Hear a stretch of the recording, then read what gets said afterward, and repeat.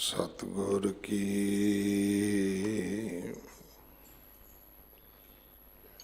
जिसनु मत आवे सो सतगुर मखे समाना।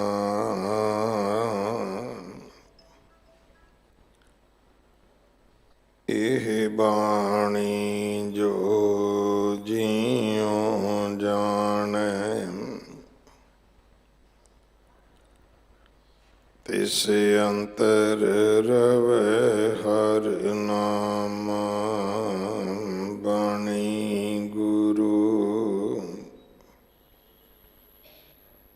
गुरु है बाणी विच बाणी अमृत सारे।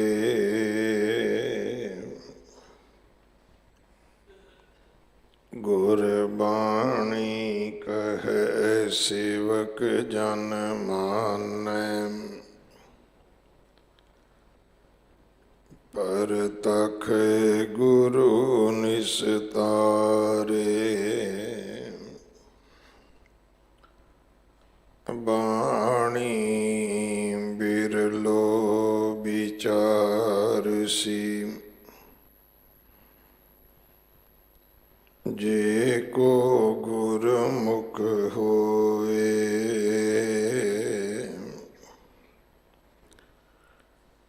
एह बाणी महापुरख की निज कर वासा होए।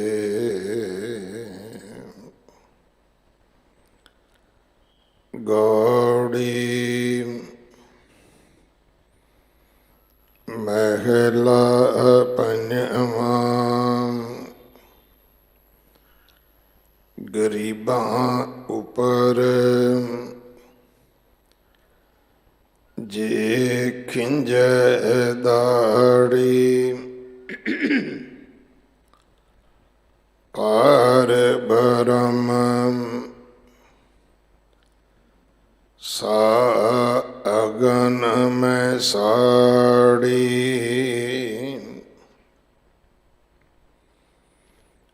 पूरा न्याय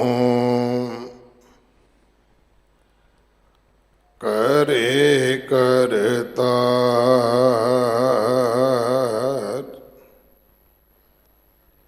अपने दास का राखण हार। रहा आद जुगाद प्रगट परताप। निंदक मोह उपज वाडता तिन मारिया जी रख ना कोई। आगे पाछे मंदी सोए।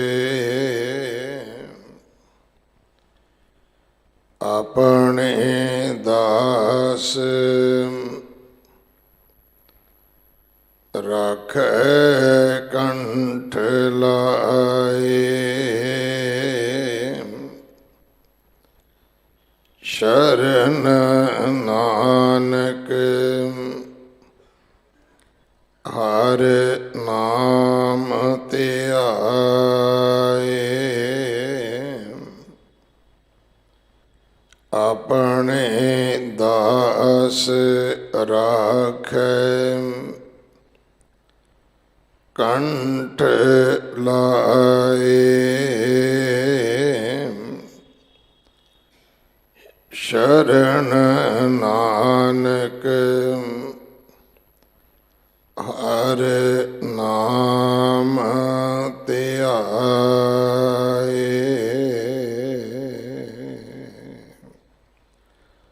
वाहिगुरु जी का खालसा, वाहिगुरु जी की फतेह। ये पावन शब्द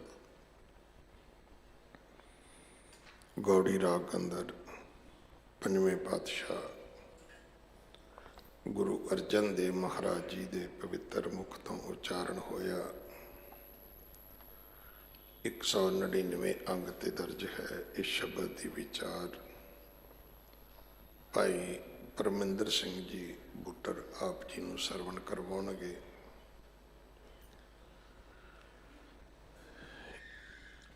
एक दिन का उन्होंने समा है साढ़े पास।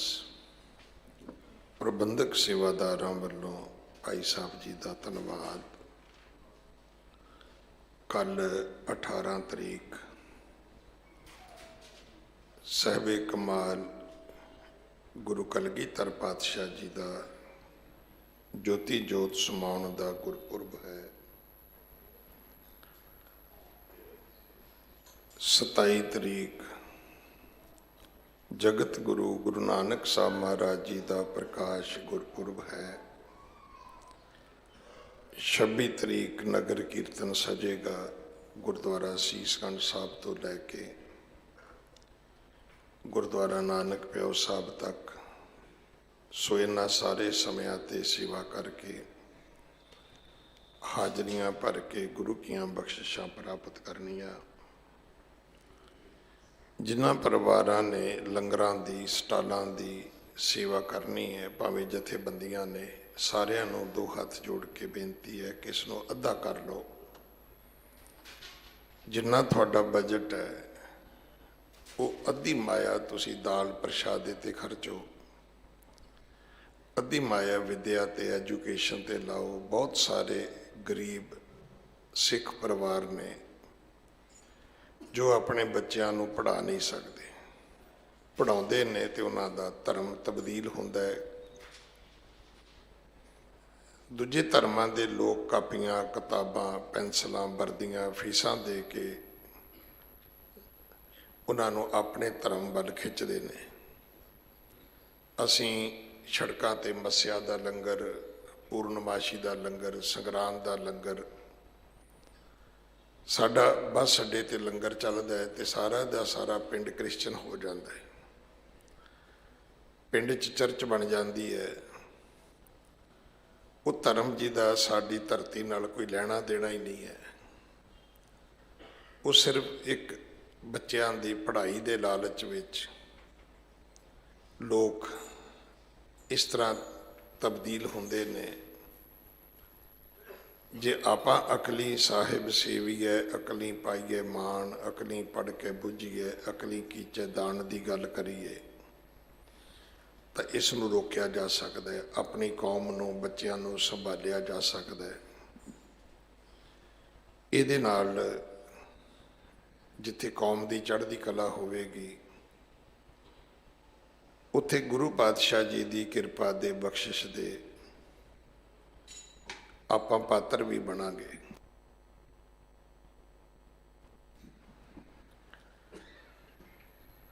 अमृत का बाटा हर ऐतवार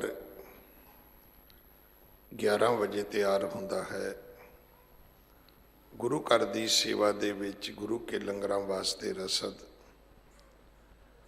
कड़ा प्रशाद की देग वास्ते देसी घ्यो, बाला साहब हॉस्पिटल वास्ते कोई भी सेवा आप जी भेज सकते हो।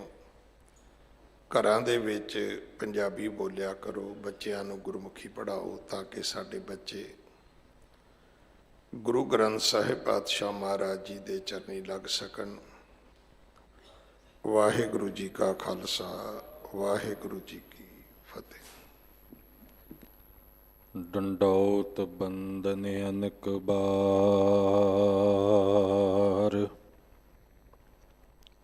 सर्ब कला समरथ,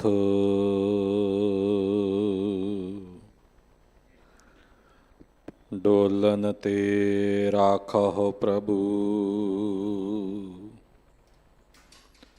ਨਾਨਕ ਦੇ ਕਰ ਹੱਥ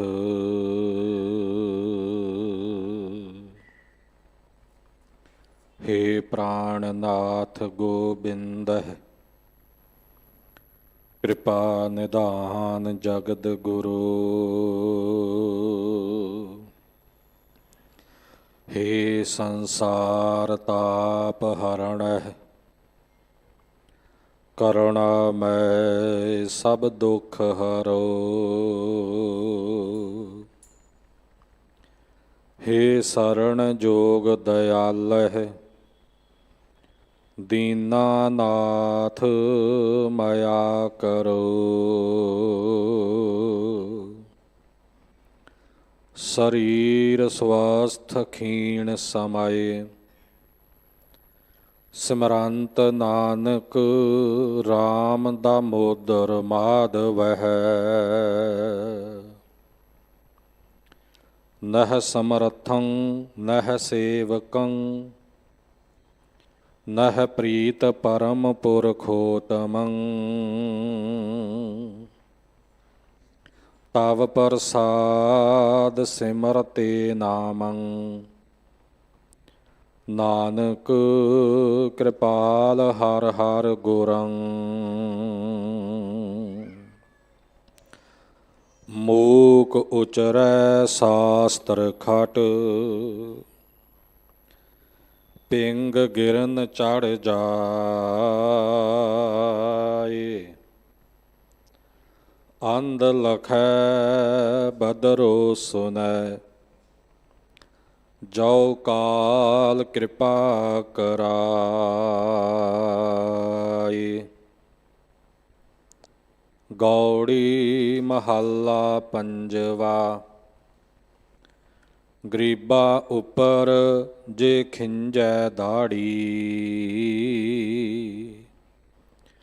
ਪਾਰ ਬ੍ਰਹਮ ਸਾ ਅਗਨ ਮਹਿ ਸਾੜੀ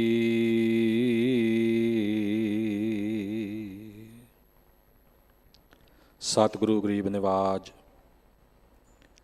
ਪਤਿਤ ਪਾਵਨ ਭਗਤ ਵਛਲ ਕਿਰਪਾ ਨਿਦਾਨ ਜ਼ਹਰਾ ਜ਼ਹੂਰ ਹਾਜ਼ਰਾ ਹਜ਼ੂਰ ਜੁਗੋ ਜੁਗ ਅਟਲ ਧੰਨ ਧੰਨ ਸਤਿਗੁਰੂ ਸ੍ਰੀ ਗੁਰੂ ਗ੍ਰੰਥ ਸਾਹਿਬ ਜੀ ਕੀ ਪਰਮ ਪਵਿੱਤਰ ਹਜ਼ੂਰੀ ਵਿੱਚ ਸੁਭਾਏ ਮਾਨ ਗੁਰੂ ਕੀ ਸਾਜੀ ਨਿਵਾਜੀ ਪਰਮ ਸਤਿਕਾਰਯੋਗ ਸਾਧ ਸੰਗਤ ਜੀਓ ਗੁਰੂ ਕੇ ਪਾਵਨ ਚਰਨਾਂ ਵਿੱਚ ਸੀਸ ਝੁਕਾਉਂਦਿਆਂ ਪ੍ਰੇਮ ਸਹਿਤ ਬੁਲਾਓ ਜੀ ਵਾਹਿਗੁਰੂ ਜੀ ਕਾ ਖਾਲਸਾ ਵਾਹਿਗੁਰੂ ਜੀ ਕੀ ਫਤਿਹ। ਧੰਨ ਸਤਿਗੁਰੂ ਸ੍ਰੀ ਗੁਰੂ ਹਰਿਕ੍ਰਿਸ਼ਨ ਸਾਹਿਬ ਮਹਾਰਾਜ ਸੱਚੇ ਪਾਤਸ਼ਾਹ ਜੀ ਕੇ ਚਰਨ ਛੋਹ ਪ੍ਰਾਪਤ ਅਸਥਾਨ ਗੁਰਦੁਆਰਾ ਸ੍ਰੀ ਬੰਗਲਾ ਸਾਹਿਬ ਵਿਖੇ ਨਿੱਤ ਦੀ ਮਰਿਆਦਾ ਦੇ ਅਨੁਸਾਰ ਅੰਮ੍ਰਿਤ ਰੂਪ ਗੁਰਬਾਣੀ ਦੇ ਕੀਰਤਨ ਉਪਰੰਤ ਗੁਰ ਸ਼ਬਦ ਦੀ ਲੜੀਵਾਰ ਚੱਲ ਰਹੀ ਕਥਾ ਵਿਚਾਰ ਸਰਵਣ ਕਰਨ ਹਿਤ ਸੰਗਤਾਂ ਗੁਰ ਦਰਬਾਰ ਵਿੱਚ ਸੱਜੀਆਂ ਬੈਠੀਆਂ ਹਨ ਔਰ ਚੜ੍ਹਦੀ ਕਲਾ ਟਾਈਮ ਟੀਵੀ ਦੇ ਮਾਧਿਅਮ ਦੇ ਰਾਹੀਂ ਘਰਾਂ ਦੇ ਵਿੱਚ ਵੀ ਦੇਸ਼ ਪ੍ਰਦੇਸ਼ ਵਿਦੇਸ਼ਾਂ ਦੇ ਵਿੱਚ ਪ੍ਰੇਮੀ ਸੰਗਤਾਂ ਗੁਰਚਰਨਾਂ ਨਾਲ ਜੁੜ ਰਹੀਆਂ ਨੇ। ਅੱਜ ਦਾ ਜੋ ਪਾਵਨ ਪਵਿੱਤਰ ਸ਼ਬਦ ਹੈ ਧੰਨ ਸਤਿਗੁਰੂ ਸ੍ਰੀ ਗੁਰੂ ਗ੍ਰੰਥ ਸਾਹਿਬ ਜੀ ਕੇ ਪਾਵਨ ਅੰਗ 199 ਉੱਪਰ ਸੁਭਾਏਮਾਨ ਹੈ और साहिब सतगुरु श्री गुरु अर्जन देव साहब सच्चे पातशाह जी का उच्चारण किया होया है। श्री गुरु ग्रंथ साहब जी की अमृत रूप बाणी का पाठ करने वाले जो गुरमुख जन हैं वो भली भांत जानते ने कि एक ओंकार तो 18 10 20 तक जिन्नी गुरु की बाणी है सतगुरु ग्रंथ साहब जी की ਇਸ ਦੇ ਵਿੱਚ ਸਭ ਤੋਂ ਵਧੇਕ ਬਾਣੀ ਪੰਚਮ ਪਾਤਸ਼ਾਹ ਸ੍ਰੀ ਗੁਰੂ ਅਰਜਨ ਦੇਵ ਸਾਹਿਬ ਜੀ ਕੀ ਉਚਾਰਨ ਕੀਤੀ ਹੋਈ ਹੈ ਤੇ ਸਤਿਗੁਰੂ ਅਰਜਨ ਦੇਵ ਸਾਹਿਬ ਜੀ ਕੀ ਅੰਮ੍ਰਿਤ ਰੂਪ ਬਾਣੀ ਦੇ ਵਿੱਚ ਜ਼ਿਆਦਾਤਰ ਅਨੇਕਾਂ ਸ਼ਬਦ ਐਸੇ ਹਨ ਜੋ ਸਤਿਗੁਰੂ ਜੀ ਨੇ ਆਪਣੇ ਨਿੱਜੀ ਜੋ ਮਨੁੱਖਾ ਸਰੀਰ ਦੇ ਵਿੱਚ ਸਮਾਂ ਗੁਜ਼ਾਰਿਆ ਉਸ ਜੀਵਨ ਵਿੱਚ ਵਾਪਰਨ ਵਾਲੀਆਂ ਘਟਨਾਵਾਂ ਦੇ ਨਾਲ ਸੰਬੰਧਿਤ ਹਨ। ਔਰ ਇਹਨਾਂ ਸ਼ਬਦਾਂ ਵਿੱਚ ਅਰਦਾਸ, ਬੇਨਤੀ ਅਤੇ ਸ਼ੁਕਰਾਨਾ, ਇਹ ਦੋ ਭਾਵ ਜਿਹੜੇ ਨੇ ਇਹ ਪ੍ਰਮੁੱਖ ਰੂਪ ਵਿੱਚ ਆਪਾਂ ਨੂੰ ਦਰਸ਼ਨ ਦਿੰਦੇ ਹਨ। ਜਦੋਂ ਕੋਈ ਸਮਾਂ ਆ ਬਣੇ, ਜਦੋਂ ਕੋਈ ਜ਼ਰੂਰਤ ਹੋਵੇ ਜਾਂ ਜਦੋਂ ਕੋਈ ਮੁਸ਼ਕਲ ਘੜੀ ਆ ਬਣੇ, ਤਾਂ ਅਕਾਲ ਪੁਰਖ ਵਾਹਿਗੁਰੂ ਕੇ ਚਰਨਾਂ ਵਿੱਚ ਅਰਦਾਸ ਬੇਨਤੀ ਕਰਨੀ। ਜੈਸਾ ਕਿ ਗੁਰੂ ਕਾ ਬਚਨ ਹੈ ਕਿ ਜੀਅ ਕੀ ਬਿਰਥਾ ਹੋਏ ਸੋ ਗੁਰ ਪਹਿ ਅਰਦਾਸ ਕਰ। ਬਿਰਥਾ ਅੱਖਰ ਗੁਰਬਾਣੀ ਵਿੱਚ ਦੋ ਅਰਥਾਂ ਦੇ ਵਿੱਚ ਆਉਂਦਾ ਹੈ। ਇੱਕ ਤਾਂ ਬਿਰਥਾ ਦਾ ਅਰਥ ਹੈ ਬੇਅਰਥ, ਜਿਹੜਾ ਕਿਸੇ ਅਰਥ ਨਹੀਂ, ਕਿਸੇ ਮਤਲਬ ਨਹੀਂ, ਫਜ਼ੂਲ। ਜਿਵੇਂ ਮਹਾਰਾਜ ਦੇ ਬਚਨ ਨੇ, ਬਿਨ ਨਾਵੈ ਜੀਵਨ ਬਿਰਥਾ, ਨਾਮ ਤੋਂ ਬਿਨਾਂ ਇਹ ਜੀਵਨ ਫਜ਼ੂਲ ਹੀ ਹੈ, ਬੇਅਰਥ ਹੀ ਹੈ। ਤੇ ਦੂਸਰਾ ਬਿਰਥਾ ਦਾ ਅਰਥ ਹੈ ਜੋ ਸੰਸਕ੍ਰਿਤ ਭਾਸ਼ਾ ਦਾ ਲਫ਼ਜ਼ ਹੈ ਵਿਅਥਾ। ਵਿਅਥਾ ਤੋਂ ਸਤਿਗੁਰੂ ਜੀ ਨੇ ਗੁਰਬਾਣੀ ਵਿੱਚ ਬਿਰਥਾ ਅੱਖਰ ਬਣਾਇਆ ਹੈ। ਤੇ ਵਿਅਥਾ ਦਾ ਅਰਥ ਹੈ ਪੀੜਾ, ਦੁੱਖ, ਦਰਦ। ਜੀਅ ਕੀ ਬਿਰਥਾ ਹੋਏ, ਇੱਥੇ ਇਹਦਾ ਭਾਵ ਵਿਅਥਾ ਹੈ। ਤੇਰੇ ਜੀਵ ਆਤਮੇ ਦੀ, ਤੇਰੇ ਅੰਤਰ ਆਤਮੇ ਦੀ, ਤੇਰੇ ਮਨ ਦੀ, ਦਿਲ ਦੀ, ਹਿਰਦੇ ਦੀ ਜੋ ਪੀੜਾ ਹੋਵੇ, ਸੋ ਗੁਰ ਪਹਿ ਅਰਦਾਸ ਕਰ। ਗੁਰਸਿੱਖਾ ਤੂੰ ਉਸ ਦੀ ਅਰਦਾਸ ਗੁਰੂ ਕੇ ਚਰਨਾਂ ਵਿੱਚ ਕਰ। ਇਉਂ ਮੁਸ਼ਕਲ ਸਮੇਂ, ਲੋੜ ਵਕਤ ਗੁਰੂ ਕੇ ਚਰਨਾਂ ਕਾ ਆਸਰਾ ਲੈਣਾ ਤੇ ਗੁਰ ਚਰਨਾਂ ਵਿੱਚ ਅਰਦਾਸ ਬੇਨਤੀ ਕਰਨੀ। ਐਸੇ ਭਾਵ ਦੇ ਅਨੇਕਾਂ ਸ਼ਬਦ ਪੰਚਮ ਪਾਤਸ਼ਾਹ ਜੀ ਨੇ ਉਚਾਰਨ ਕੀਤੇ ਨੇ।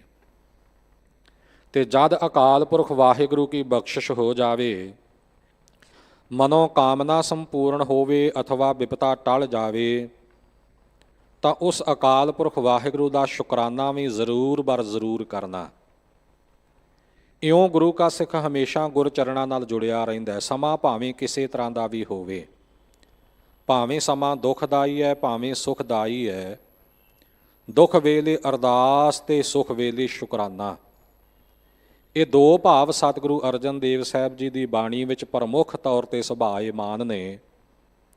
ਤੇ ਸਮੁੱਚੇ ਰੂਪ ਵਿੱਚ ਤਾਂ ਗੁਰੂ ਕੀ ਬਾਣੀ ਵਿਸ਼ਾਲ ਹੈ, ਅਗਾਧ ਬੋਧ ਹੈ, ਇਸ ਦਾ ਅੰਤ ਨਹੀਂ ਪਾਇਆ ਜਾਂਦਾ।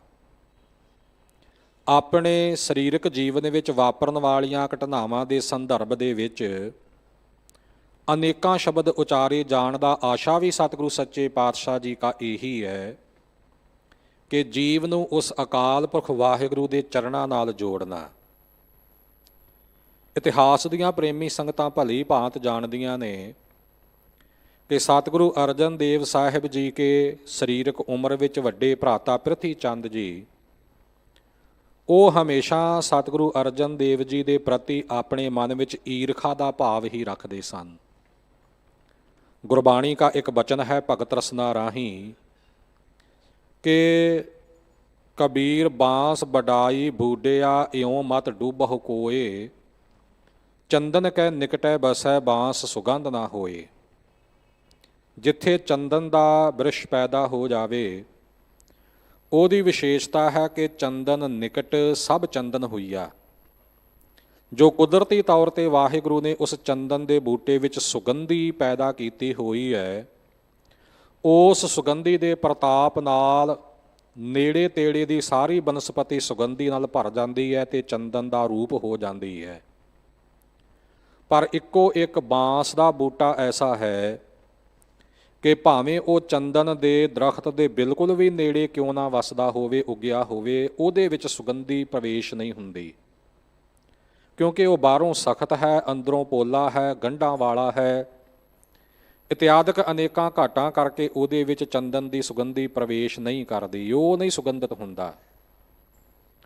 ਇਸੇ ਤਰ੍ਹਾਂ ਸਾਧ ਸੰਗਤ ਜੀ, ਪ੍ਰਿਥੀ ਚੰਦ ਦਾ ਜਨਮ ਭਾਵੇਂ ਗੁਰੂ ਘਰ ਦੇ ਵਿੱਚ ਹੋਇਆ, ਸਤਿਗੁਰੂ ਅਮਰਦਾਸ ਸਾਹਿਬ ਸੱਚੇ ਪਾਤਸ਼ਾਹ ਜੀ ਦੇ ਸਰੀਰਕ ਰੂਪ ਵਿੱਚ ਮੌਜੂਦ ਹੁੰਦਿਆਂ ਹੋਇਆਂ ਸਤਿਗੁਰੂ ਰਾਮਦਾਸ ਜੀ ਕੇ ਗ੍ਰਹਿ ਵਿਖੇ ਮਾਤਾ ਭਾਨੀ ਜੀ ਦੀ ਕੁੱਖੋਂ ਪ੍ਰਿਥੀ ਚੰਦ ਨੇ ਜਨਮ ਲਿਆ।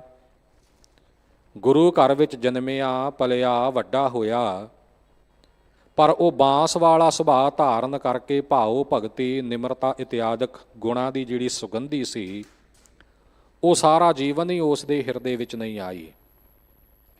ਤੇ ਗੁਰੂ ਘਰ ਦੀ ਜਿਹੜੀ ਇਹ ਮਹਾਨ ਪਦਵੀ ਹੈ ਗੁਰਤਾ, ਇਸ ਨੂੰ ਕੇਵਲ ਤੇ ਕੇਵਲ ਧਨ ਔਰ ਪੂਜਾ ਦਾ ਸਾਧਨ ਹੀ ਉਸ ਨੇ ਸਮਝੀ ਰੱਖਿਆ ਹੈ। ਜਦੋਂ ਸਤਿਗੁਰੂ ਸ੍ਰੀ ਗੁਰੂ ਰਾਮਦਾਸ ਸਾਹਿਬ ਸੱਚੇ ਪਾਤਸ਼ਾਹ ਜੀ ਗੁਰਤਾ ਤੇ ਸ਼ਸ਼ੋਭਤ ਹੋਏ ਹੈ ਔਰ ਪ੍ਰਿਥੀ ਚੰਦ ਮੁੱਖ ਪ੍ਰਬੰਧਕ ਦੇ ਤੌਰ ਤੇ ਆਪਣੀ ਜ਼ਿੰਮੇਵਾਰੀ ਨਿਭਾਉਂਦਾ ਹੈ, ਤੇ ਉਹਦੇ ਮਨ ਦਾ ਵਿਚਾਰ ਇਹ ਹੈ ਕਿ ਜਿਵੇਂ ਦੁਨਿਆਵੀ ਤੌਰ ਤੇ ਕੋਈ ਹਾਕਮ ਹੈ, ਕੋਈ ਰਾਜਾ ਹੈ, ਇਹ ਰੀਤ ਹੈ ਕਿ ਉਸ ਦੇ ਚਲਾਣੇ ਉਪਰੰਤ ਉਹਦਾ ਵੱਡਾ ਪੁੱਤਰ ਰਾਜਗੱਦੀ ਦਾ ਮਾਲਕ ਹੁੰਦਾ ਹੈ। ਇਸੇ ਤਰ੍ਹਾਂ ਮੈਂ ਗੁਰੂ ਪਿਤਾ ਰਾਮਦਾਸ ਸਾਹਿਬ ਜੀ ਦਾ ਵੱਡਾ ਪੁੱਤਰ ਹਾਂ, ਤੇ ਇਸ ਨਾਤੇ ਗੁਰਤਾ ਗੱਦੀ ਉੱਪਰ ਮੇਰਾ ਹੱਕ ਬਣਦਾ ਹੈ। ਜਾਣ ਹੀ ਨਹੀਂ ਸਕਿਆ, ਸਮਝ ਨਹੀਂ ਸਕਿਆ ਕਿ ਇਹ ਹੱਕ ਜਣਾਉਣ ਵਾਲੀ ਵਸਤੂ ਨਹੀਂ, ਇਹ ਅਗੰਮੀ ਬਰਕਤਾਂ ਤੇ ਬਖਸ਼ਿਸ਼ਾਂ ਜਿਸ ਦੇ ਉੱਪਰ ਹੋਣ ਉਹੀ ਇਹਨਾਂ ਦਾ ਅਧਿਕਾਰੀ ਬਣਦਾ ਹੈ। ਭਾਵੇਂ ਕਿ ਸਤਿਗੁਰੂ ਰਾਮਦਾਸ ਸਾਹਿਬ ਮਹਾਰਾਜ ਜੀ ਨੇ ਸਮਝਾਇਆ ਵੀ ਕਿ ਇਹ ਪ੍ਰਿਥੀ ਚੰਦ ਜਿਸ ਘਰ ਵਿਰਤੀ ਸੋਈ ਜਾਣੈ, ਜਗਤ ਗੁਰ ਨਾਨਕ ਪੂਛ ਕਰਹੁ ਵਿਚਾਰਾ, ਚਾਹੋ ਪੀੜੀ ਆਦ ਜੁਗਾਦ ਬਖੀਲੀ ਕਿਨੈ ਨਾ ਪਾਇਓ, ਹਰ ਸੇਵਕ ਭਾਏ ਨਿਸਤਾਰਾ। ਪਰ ਪ੍ਰਿਥੀ ਚੰਦ ਨਾ ਸਮਝ ਸਕਿਆ। ਸਤਿਗੁਰੂ ਅਰਜਨ ਦੇਵ ਸਾਹਿਬ ਜੀ ਦੇ ਨਾਲ ਸਾਰੀ ਉਮਰ ਹੀ ਈਰਖਾ ਕਰਦਾ ਰਿਹਾ, ਖੋਟ ਚਿਤਵਦਾ ਰਿਹਾ, ਤੇ ਆਪਣੇ ਜੀਵਨ ਦੇ ਅੰਤਲੇ ਛਿਣ ਤੀਕਰ ਇਹ ਯਤਨ ਕਰਦਾ ਰਿਹਾ ਕਿ ਕਿਵੇਂ ਨਾ ਕਿਵੇਂ ਮੈਂ ਸ੍ਰੀ ਗੁਰੂ ਅਰਜਨ ਦੇਵ ਜੀ ਨੂੰ ਜਾਨੀ ਔਰ ਮਾਲੀ ਤੌਰ ਤੇ ਨੁਕਸਾਨ ਪਹੁੰਚਾਵਾਂ। ਇਹਨਾਂ ਯਤਨਾਂ ਦੇ ਤਹਿਤ ਹੀ ਬਾਦਸ਼ਾਹੀ ਅਹਿਲਕਾਰ ਸੈਨਾਪਤੀ ਸੁਲਹੀ ਖਾਨ ਨਾਲ ਮਿੱਤਰਤਾ ਗੰਢੀ ਸੀ। ਧਨ ਦੌਲਤ ਦਾ ਲਾਲਚ ਤੇ ਹੋਰ ਕੀਮਤੀ ਨਜ਼ਰਾਨੇ ਦੇ ਕੇ ਉਸ ਨੂੰ ਆਪਣੇ ਵੱਲ ਕੀਤਾ ਸੀ, ਤੇ 2 ਵੇਰ ਉਸ ਨੂੰ ਗੁਰੂ ਘਰ ਤੇ ਹਮਲਾਵਰ ਬਣਾ ਕੇ ਚਾੜ ਕੇ ਲਿਆਇਆ ਸੀ। ਪਹਿਲੀ ਵੇਰ ਤਾਂ ਸੰਗਤਾਂ ਦੀ ਬੇਨਤੀ ਪ੍ਰਵਾਨ ਕਰ ਔਰ ਸਮੇਂ ਦੀ ਵਿਚਾਰ ਕਰਦਿਆਂ ਹੋਇਆਂ ਧੰਨ ਸ੍ਰੀ ਗੁਰੂ ਅਰਜਨ ਦੇਵ ਸਾਹਿਬ ਜੀ ਅੰਮ੍ਰਿਤਸਰ ਨੂੰ ਛੱਡ ਕੇ ਵਡਾਲੀ ਨਗਰ ਵਿਖੇ ਚਲੇ ਗਏ ਸਨ, ਜਿੱਥੇ ਤਕਰੀਬਨ 3 ਸਾਲ ਆਪ ਜੀ ਨੇ ਨਿਵਾਸ ਰੱਖਿਆ। ਗੁਰੂ ਕੇ ਰਹਿਣ ਕਰਕੇ ਵਡਾਲੀ ਗੁਰੂ ਕੀ ਵਡਾਲੀ ਬਣ ਗਈ, ਤੇ ਗੁਰੂ ਕੀ ਵਡਾਲੀ ਵਿਖੇ ਰਹਿੰਦਿਆਂ ਹੀ 6ਵੇਂ ਪਾਤਸ਼ਾਹ ਧੰਨ ਸਤਿਗੁਰੂ ਹਰਗੋਬਿੰਦ ਸਾਹਿਬ ਜੀ ਨੇ ਅਵਤਾਰ ਧਾਰਨ ਕੀਤਾ ਸੀ। ਜਦੋਂ 3 ਸਾਲ ਦੇ ਅਰਸੇ ਬਾਅਦ ਸਤਿਗੁਰੂ ਜੀ ਨੇ ਵਾਪਸ ਅੰਮ੍ਰਿਤਸਰ ਵਿਖੇ ਆ ਕੇ ਨਿਵਾਸ ਕੀਤਾ ਹੈ, ਤਾਂ ਕੁਝ ਸਮਾਂ ਬੀਤਣ ਦੇ ਉਪਰੰਤ ਦੁਬਾਰਾ ਸੁਲਹੀ ਖਾਨ ਨੂੰ ਚੜ੍ਹਾ ਕੇ ਲਿਆਇਆ ਪ੍ਰਿਥੀ ਚੰਦ, ਪਰ ਸੁਲਹੀ ਖਾਨ ਜਿਹੜਾ ਸੀ ਗੁਰੂ ਘਰ ਤੱਕ ਪਹੁੰਚ ਨਾ ਸਕਿਆ। ਰਸਤੇ ਦੇ ਵਿੱਚ ਹੀ ਸੋ ਕੋਠੇ ਪਿੰਡ ਵਿਖੇ, ਜਿਸ ਨੂੰ ਅੱਜ ਕੋਠਾ ਗੁਰੂ ਕਿਹਾ ਜਾਂਦਾ ਹੈ, ਸੋ ਉੱਥੇ ਇੱਟਾਂ ਦੇ ਆਵੇ ਲੱਗੇ ਹੋਏ ਵੇਖਣ ਵਾਸਤੇ ਚੜ੍ਹਿਆ, ਘੋੜਾ ਤਬਕਿਆ, ਹੇਠਾਂ ਡਿੱਗਿਆ, ਆਪਣੀ ਕਟਾਰ ਪੇਟ ਵਿੱਚ ਵੱਜੀ ਤੇ ਅੱਗ ਵਿੱਚ ਸੜ ਕੇ ਮਰ ਗਿਆ ਸੀ। ਜਦੋਂ ਚੜ੍ਹ ਕੇ ਆ ਰਿਹਾ ਸੀ ਸੁਲਹੀ ਖਾਨ, ਉਦੋਂ ਸਿੱਖ ਸੰਗਤਾਂ ਦੇ ਵਿੱਚ ਬੇਚੈਨੀ ਫੈਲਣੀ ਕੁਦਰਤੀ ਸੀ, ਸੁਭਾਵਕ ਸੀ। ਗੁਰਸਿੱਖਾਂ ਨੇ ਕੁਝ ਬੇਨਤੀਆਂ ਕੀਤੀਆਂ, ਕੁਝ ਸਲਾਹ ਮਸ਼ਵਰੇ ਕੀਤੇ ਸਨ ਕਿ ਕੀ ਕਰਨਾ ਚਾਹੀਦਾ ਇਸ ਹਮਲੇ ਤੋਂ ਬਚਣ ਲਈ। ਤੇ ਸਤਿਗੁਰੂ ਸੱਚੇ ਪਾਤਸ਼ਾਹੀ ਦੇ ਕੋਲ ਜੋ ਮਸ਼ਵਰੇ ਆਉਂਦੇ ਨੇ, ਹਜ਼ੂਰ ਨੇ ਸ਼ਬਦ ਵਿੱਚ ਉਹ ਪੰਕਤੀਆਂ ਉਚਾਰਨ ਕੀਤੀਆਂ ਕਿ ਪ੍ਰਥਮੇ ਮਤਾ ਜੇ ਪੱਤਰੀ ਚਲਾਵੋ, ਦੁਤੀਏ ਮਤਾ ਦੋਇ ਮਾਨੁਖ ਪਹੁੰਚਾਵੋ, ਤ੍ਰਿਤੀਏ ਮਤਾ ਕਿਛ ਕਰਹੁ ਉਪਾਇਆ।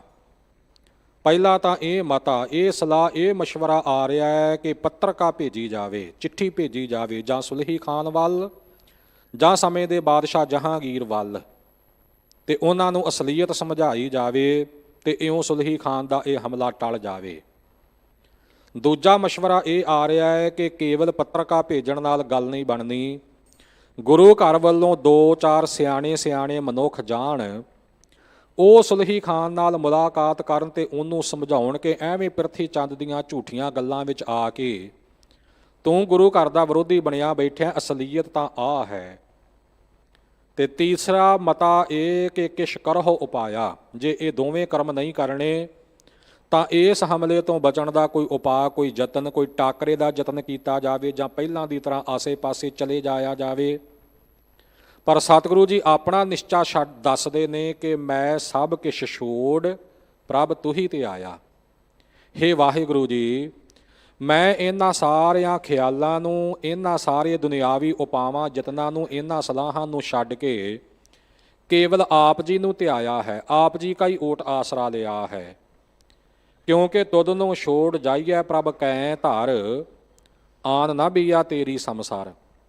ਵਾਹਿਗੁਰੂ ਜੀ ਤੈਨੂੰ ਛੱਡ ਕੇ ਹੋਰ ਕਿਹੜੇ ਆਸਰੇ ਵਿੱਚ ਜਾਈਏ, ਕਿਸ ਦਾ ਸਹਾਰਾ ਲਈਏ, ਕਿਉਂਕਿ ਤੇਰੇ ਬਰਾਬਰ ਹੋਰ ਦੂਸਰਾ ਹੈ ਹੀ ਕੋਈ ਨਹੀਂ, ਤੂੰ ਹੀ ਸਭ ਤੋਂ ਵੱਡਾ ਸਹਾਰਾ ਤੇ ਅਸਲ ਵਿੱਚ ਸੱਚਾ ਸਹਾਰਾ ਹੈ। ਇਉਂ ਇਹ ਅਰਦਾਸ ਬੇਨਤੀ ਵੀ ਹੈ ਵਾਹਿਗੁਰੂ ਕੇ ਚਰਨਾਂ ਵਿੱਚ, ਤੇ ਵਾਹਿਗੁਰੂ ਉੱਪਰ ਅਟੱਲ ਭਰੋਸਾ ਵੀ ਹੈ, ਨਿਸ਼ਚਾ ਵੀ ਹੈ। ਤੇ ਜਦੋਂ ਹੁਣ ਸੁਲਹੀ ਖਾਨ ਦੇ ਇਉਂ ਆਵੇ ਵਿੱਚ ਧੱਸ ਕੇ ਸੜ ਕੇ ਮਰ ਜਾਣ ਦੀ ਖਬਰ ਮਿਲੀ ਸੀ, ਤਾਂ ਹਜ਼ੂਰ ਨੇ ਉਸ ਵਕਤ ਸ਼ਬਦ ਉਚਾਰਨ ਕੀਤਾ ਸੀ, ਸੁਲਹੀ ਤੇ ਨਾਰਾਇਣ ਰਾਖ, ਸੁਲਹੀ ਕਾ ਹਾਥ ਕਹੀ ਨਾ ਪਹੁੰਚੈ, ਸੁਲਹੀ ਹੋਏ ਮੂਆ ਨਾਪਾਕ। ਨਾਪਾਕ ਭਾਵ ਅਪਵਿੱਤਰ। ਮੁਸਲਮਾਨ ਮਤ ਵਿੱਚ ਅੱਗ ਵਿੱਚ ਸੜ ਕੇ ਹੋਈ ਮੌਤ ਨੂੰ ਅਪਵਿੱਤਰ ਮੌਤ ਗਿਣਿਆ ਜਾਂਦਾ ਹੈ।